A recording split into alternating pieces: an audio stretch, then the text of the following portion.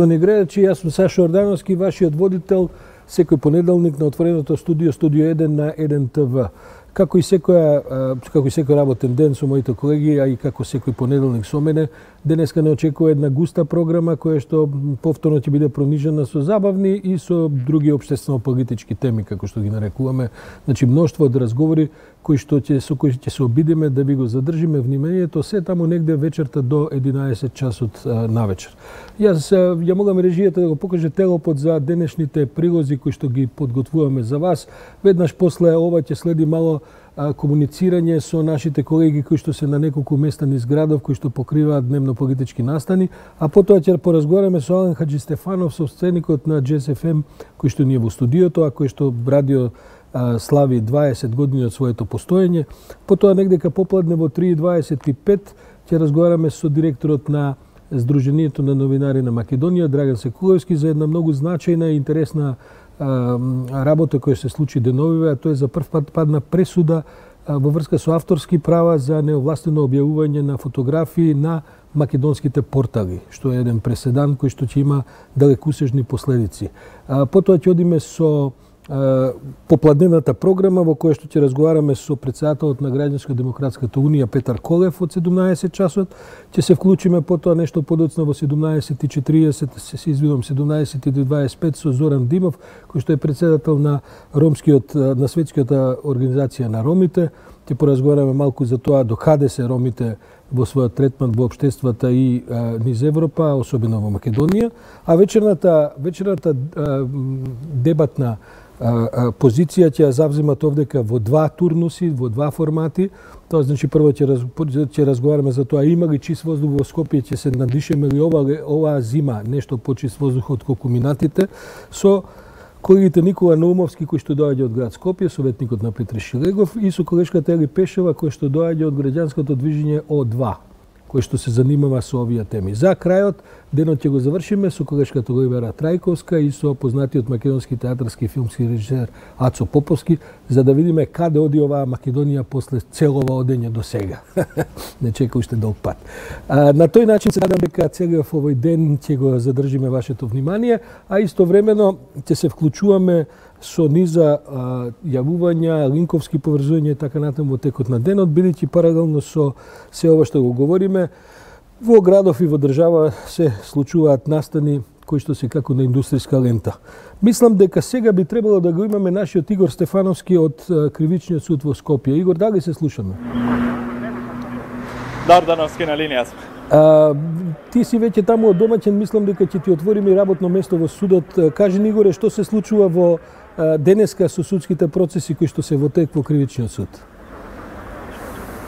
Така, Ордановски, во овие моменти на пауза е судењето 27 април поради топлиот оброк на обвинетите. Во текот на постапката, судскиот процес е во доказна постапка и се презентира видеоматеријали внатре од собранието. Се виде како дел од обвинетите им даваат насоки на толпата кога се упатат конкретно во прес-центарот во законодавниот дом. Она што се виде од видеоматеријалите презентирани во Кривичниот суд, голем дел од обвинетите како Никола Митревски, Колјо, Стефан Младеновски, Вилја Михајловски, како им ги даваат насоките, а конкретно и Михајловски им посочува и каде да се одвива толпата внатре во законодавниот дом. Меѓу обвинетите во толпата се видеа Игор Јук, меѓу другите и вработените во собранието, како Елена Доцевска Божиновска, Горан Ѓошевски, се забележа и Мунир Пепик меѓу толпата кој што е вработен во Агенцијата за разузнавање. Како ги проверува вратите во собранието, дали се отклучени? Кажи ми, што се очекува дека ќе се случува понатаму во овој процес, бидејќи овие сведочња уште колку време се предвидува дека ќе течат? Се истрпува ли некаков ред на најавени сведоци, на најавени сведочња и така натаму, или ова ќе оди уште бескрајно многу недели ќе те гледаме на тие скали пред судот? Тоа што е познато за овој судски процес е дека се закажани судења и во текот и за наредната година, за само оваа недела веќе секој ден веќе се одржува судско рочиште за 27 април во овие моменти, како што кажав, е пауза, а по паузата ќе се презентира видео снимка внатре во истата собраниска снимка внатре од безбедносните камери, меѓутоа на неа нема да има никакви случувања, како што потенцираше и самата обвинителка, бидејќи целата толпа во тие моменти е во прес-центарот, но сепак по барање на одбраната, оваа снимка ќе биде презентирана во судската постапка, бидејќи одбраната бара сите снимки да се презентираат без одредени исклучоци. Во кривичниот суд не е единствено судско рочиште 27 април за денеска. Во овие моменти на обвинителна клупа седат 11 од вкупно 12 обвинети во случајот со лекарската комисија, за случајот со малата Тамара, меѓутоа се очекува одложување на судскиот процес, бидејќи едно од обвинетите е на боледување. Во овие моменти адвокатите образложуваат по кои основи е на боледување обвинетата, а утринава имаше уште едно судско рочиште кодирано насилство во центар, каде обвинет поранешниот премиер Никола Груевски меѓу другите. Груевски не сакаше да коментира моментот од како утринава неговиот адвокатски тим го поднесоа молба за упатниот акт кој треба Груевски да се јави на 8 ноември во затворот во Шутка, меѓутоа тие бараат два основи за одлагање на затворската казна, но кои се тие Груевски не сакаше да потенцира тоа што, како што и објави викендов 1 ТВ, едната причина за одлагање на затворската казна ќе бараат поврзано со неговиот пратенички имунитет, а другата за некои други работни обврски за кои останува дилема во јавноста. Само уште ме интересира, додека си таму, да се навратиме на овој судски спор од 27 април на станите.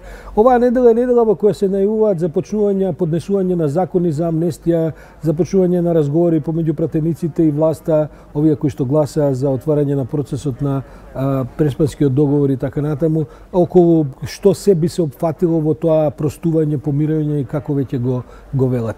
Има ли во паузите на судењето, има ли некаква атмосфера во која се разговара за нешто од тоа? Како се однесуваат и обвинетите и нивните адвокати? Приоѓаат ли на новинарите? Имате ли тој вид на разговори?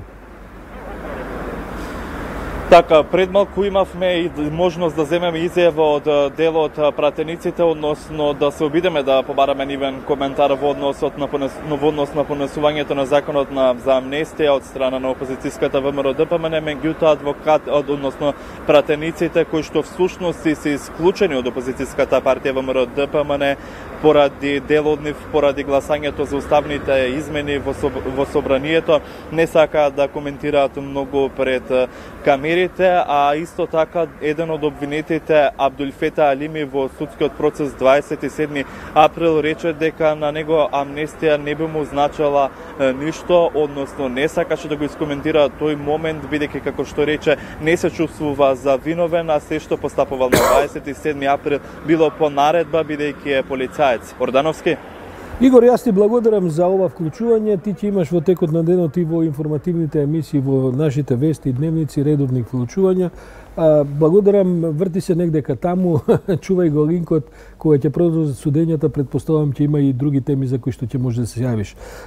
Истовремено, паралелно со овој разговор, мислам дека би требало негдека на телефонска линија да имаме колешката Весна Велкова, која се наоѓа во собранието на Република Македонија. Весна, се слушаме ли? Бидејќи во собранието исто така има еден гузден во кој што се предвидени разноразни комисиски седници, поднесување на предлози за закони за амнестија, започнува првото видување на новиот директор на агенцијата која е сега надлежна за прислушување на легално прислушување на разговори на ОТА. Мислам дека и буџетот се разбира се отвара. Весна, дали сме на линија? Дали се слушаме? Да, се слушаме, Ордановски. Еве, јас, Весна, ти направив еден поголем вовед за да ми кажеш што се случува таму.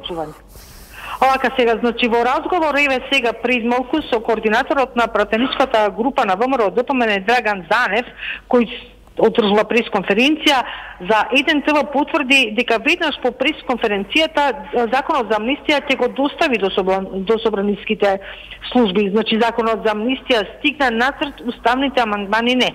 На тема уставни амандмани овде во собранието во тек е и средба меѓу координаторот на новата претеничка независна група на ВМРО ДПМН и коалицијата за подобра Македонија Елизавета Канчевска-Милевска и премиерот Зоран Заев, шефот на македонската дипломатија Никола Димитров и министерката за правда Рената Дечковска. Средбата е за усогласување на уставните амандмани со барање на 8 пратеници да се зацврсти македонскиот идентитет и јазик, но и да се формира собраниско тело за помирување за настаните 27 април. Значи, како што веќе реков, во тек е пресконференција, но за пресконференцијата малце подоцна, односно во вестите на еден ТВ. Инаку законот за амнистија најверојатно ќе содржи 3 члена: укинување на судското гонење, амнестирање на сите вклучени во настаните 27 април и третиот член на сила овој закон да стапи веднаш. Иако овде во собранието на Комисијата за буџет во тек е расправа за ребалансот на буџетот. Има поднесено вкупно 187 амандмани, ВМРО ДПМН 179 дуи 6 СДСМ2. Комисиската расправа треба да трае 10 дена, ребалансот на буџетот треба да се донесе до 15 ноември. Министерот за финансии Драган Тивдовски образложи зошто треба ребалансот и како една од причините го наведе од плаќање на долговите на општините, значи од долг од 51%. Инаку според ВМРО ДПМН, министерот за финансии треба да си поднесе оставка веднаш, како што рекла, поради лошата економска состојба, лошите економски резултати се директна последица на лошата економска политика, рече Лилијана Кузмановска, председателката на комисијата. Да ги слушнеме овде министерот за финансии Тевдовски и Лилијана Кузмановска од ВМРО ДПМН. Со ребалансот на буџетот на Република Македонија за 2018 година се врши минимална корекција на приходната страна на буџетот и прилагодување на одделните делови од буџетската потрошувачка до крајот на годината. Важно е да се истакне дека владата со овој ребаланс обезбеди околу 50 милиони евра за финансиска подршка на општините за да се сервисираат значителен дел од неизмирените обврски, како и дел на неизмирените обврски на единките корисници кои што се основани од нив. Истовремено, со финансиската подршка на општините, владата предлага и измени на законот за финансирање на единиците на локалната самоуправа со цел воспоставување на фискално правило за планирање на сопствените приходи на основниот буџет на единиците на локалната самоуправа. Поставените цели на фискалната политика за 2018 година и понатаму остануваат непроменети, односно во целост дизајнирани во функција на постигнување на клучните цели и приоритети на општеството. Тоа се повисоки стапки на раст на економијата, зголемување на вработеноста, подигнување на животниот стандард на населението, постигнување на повисоко ниво на социјална правда и интензивирање на интеграцијските процеси во НАТО и Европската Унија. Намалена е капиталните инвестиции, ама вие не градите споменици и фасади. Заврши таа епизода. На тоа повеќе не можете да се вадите. Не, вие треба да градите и да продолжите автопатишта, железници, треба да имате поголеми средства во водовод и канализација на општините каде што кратите сега од ребалансот, водоснабдување, гасификација, она што ви беше планирано во буџетот го кратите сега. Социјални станови, каде што 20 милиони кратите 10 милиони денари, се она што не знаете да го проектирате и да ги насочите парите каде што ќе имаме заживување на економскиот раст. Да, уште на крај Ордановски една интересна информација дека писмото со кое судиката Добрива Кацарска го извести во петокот собранието дека пратеникот Никола Груевски е правосилно осуден од спикерот Џафери е испратено до председателот на Комисијата за мандатно-имунитетни прашања, која сега треба да закаже седница на која ќе се одлучува дали на пратеникот Груевски ќе му се одземе пратеничкиот мандат поради стореното кривично дело, го прави недостоен подготвен за вршење на на пратеничката функција. Инаку јавноста веќе знае дека претходно денеска 8-те пратеници формираат своја пратеничка група и од денеска тие ќе почнат со работа. Какви се најавите таму? Се слушали по коридорите, по ходничките озборувања? Што ќе се расправа на таа комисија кај што треба да му биде одземен имунитетот на Груевски? Има ли околу тоа некои најави? Значи, оваа комисија треба да биде закажана во рок од 15 дена, но се зависи од претседателот кога ќе ја закаже оваа комисија. А што се зборува, па неофицијално можеби и ќе му биде одземен мандатот на пратеникот Груевски. Како е според законот, ако не се лажам, тој се уште ужива имунитет и не може да оди на одслужување на казната додека не му биде одземен имунитетот или расправата не ја одложува казната? Значи, расправата паралелно и казната и расправата, значи казната ќе биде ќе си тече, паралелно може да му биде одземен мандатот, независно од судската одлука. Добро, јас ти благодарам, Весна, и ти ќе останеш денеска цел ден вклучена по разноразни сегменти на нашата програма. А ние сега во овој момент се враќаме во студиото, каде што јас ќе го представам и ќе го поздравам мојот гостин Ален Хаджистефанов, кој што е собственик на радиото Джез FM, еден од малкуте радио во Македонија, од неколкуте да кажам, кои што постојат 20 години, веќе и повеќе од 20 години. 20 и некоја недела. Така е, 20 некоја недела. Вие вчера или завчера, ако не се лажам, имавте една мала прослава. Тоа беше при парти. При парти, така денеска е главната прослава. Да. Денеска е овие тапани пред свадба. Еден од нашите колеги од Ексклузив беше на таа прослава. Предлагам да погледаме што таму се случуваше. Има една мало разговорче со Ален, а потоа ќе го продолжиме разговорот во студиото. Режија.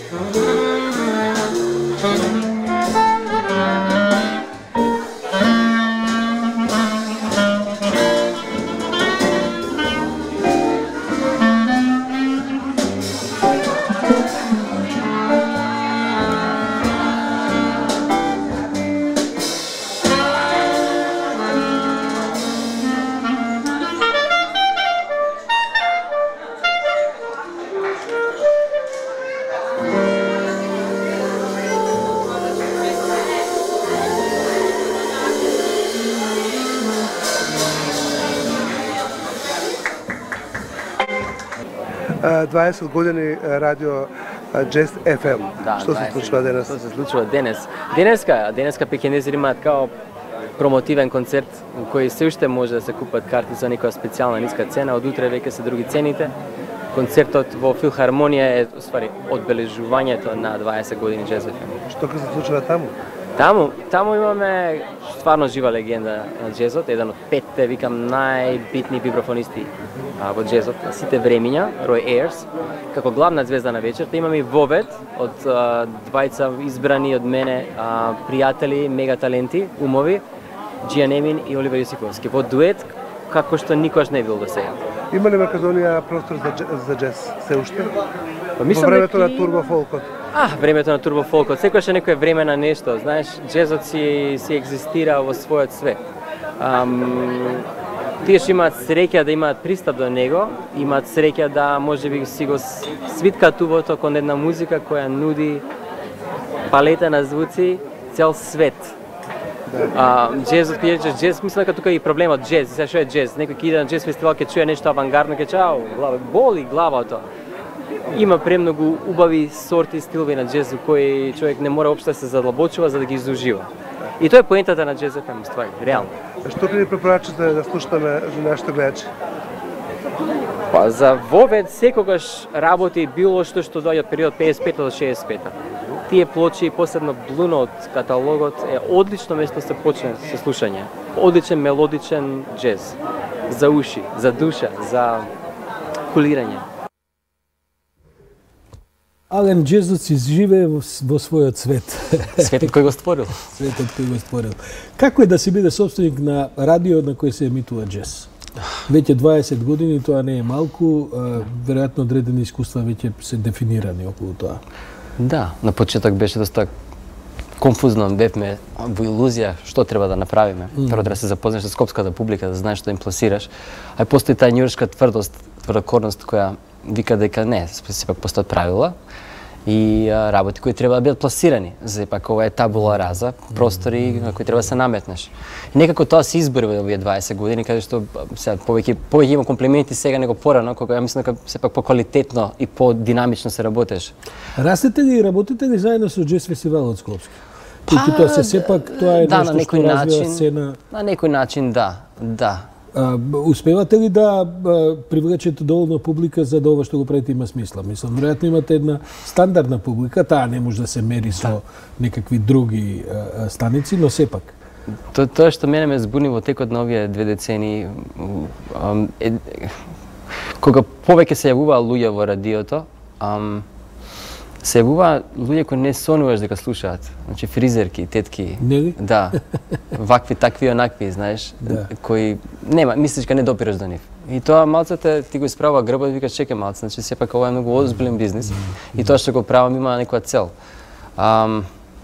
Не знам како ти кажам за ова друго, има фиксна публика, ама исто така имам пријатели кои, значи деца се израснаа, сега се во некоја форма на основно оделение или завршиле основно оделение, кои израснале со ова радио, на кои јас сум им понудил една култура, еден агол кој го немале пред тоа.